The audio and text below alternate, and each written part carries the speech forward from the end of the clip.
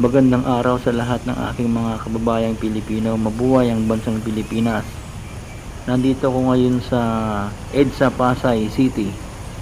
At ito po yung service road ng Ruas Boulevard. At nandito rin po yung Heritage Hotel po. At kapag nandito po tayo sa lugar na to, pwede na po natin lakarin ang Baclaran Church. At itong Double Dragon. Nandito lang din po yung Double Dragon at saka Heritage Hotel po. At ito po yung mga kaganapan po dito na ating makikita kapag mga ganitong oras, 4:30 po ng umaga. Yan po, para ma-update ko po kayo dito sa Pasay EDSA kung ano yung mga kaganapan sa mga oras na ito. Ito po guys yung mga motorista po dito. At ito naman po yung Double Dragon po, at yan po yung statue ng Double Dragon. Yan, kung papansin po natin dito, kakaunti pa lang po yung mga motorista ng mga dumadaan dito dahil nasa 4:35 na siguro po ng umaga ang mga oras na ito. Yan po guys, kaya mapapansin natin kaunti pa lang po at maluwag pa po yung kalsada dito kapag mga ganitong oras. Ito po yung harapan ng Double Dragon. Papunta po yan ng SM Mall of Asia. Doon po ako papunta ngayon guys dahil doon po ako magpapa-diop reliever po ng mga security guard na mag-diop ngayong araw, itong December 24. Yan po ang mga kaganapan po dito guys. At sa mga oras na to dito po sa Makapag-Alabing nyo, ganito rin po yung ating makikita kapag mga oras na ito. Yan po guys, may mga motorista na rin po na mga dumadaan po dito. Yan po, yun na po yung Mall of Asia guys, yung madilim po doon. At yan po yung Shell Residence po. Yan, ito po yung ating makikita kapag mga oras na ito. Yan, bali 5 to 5 po yung oras ng duty ko ngayon. Yan, ito po yung Shell Residence na sobrang ganda po itong condominium na ito guys. Yan, napaka lawak po at napakataas. At kapag pupunta po tayo ng SM Mall of Asia, talagang makikita po natin ito, madadaanan po natin dahil napakalaki po nito. Yan guys, 5 to 5 po yung duty ngayon, alas 5 ng umaga hanggang alas 5 po ng hapon. At ito po yung mga kaganapan sa mga oras na ito. Kung mapapansin po natin, kakaunti pa lang po yung mga sasakyan po dito. At ito po yung napakagandang bumiyahe po sa mga oras nito dahil maiwasan po natin ang traffic. Yan, ganyan po kataas ang Shell Residence. At malawak po ito guys. Ito lang po yung aking na video. Yan, malawak po yan guys, yung Shell Residence, at sobrang ganda po nito, itong condominium na ito. Yan, at talagang kapansin-pansin po ito sa mga kababayan po natin.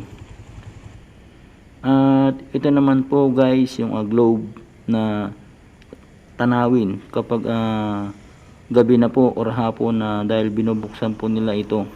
Yan po guys yung globe, kung sa mga oras na to talagang pinapatay na po nila yung ilaw nito at hindi na po natin makikita yung napakagandang view ng globe.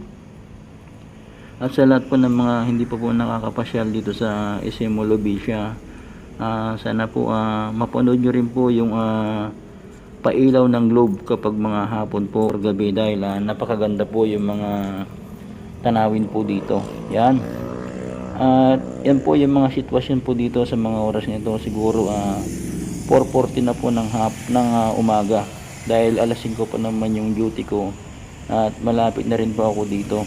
Yan, kung makikita po natin yan na po yung mga motorista po, yung mga riders, mga bus, at yung globe talagang sobrang nakakamangha itong globe na ito.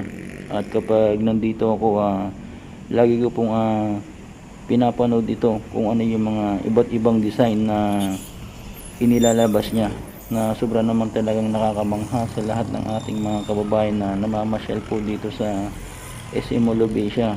Yan po, habang mag-aabang ka po dito ng mga sasakyan po, makikita mo yung mga iba't ibang view ng globe. Talagang sobrang ganda. Pero sa ngayon po, sa mga oras na to, yan po guys, wala po talaga siyang ilaw.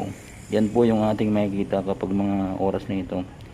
Sa lahat po ng ating mga kababayan na hindi pa po nakakapunta ng SM Mall of Asia, sana po mapuntahan nyo rin po para makita nyo rin po ng personal ang SM Mall of Asia na laging pinupuntahan ng ating mga kababayan. na sobrang dinadagsa talaga ito ng karamihan. Yan po, araw-araw po dito sobrang dami po talaga ng mga tao. Yan.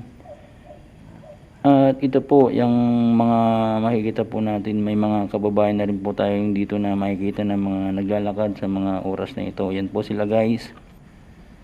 Mula po dito siguro 2 minutes na lang po yung trabaho ko. Yan po guys, tara na guys.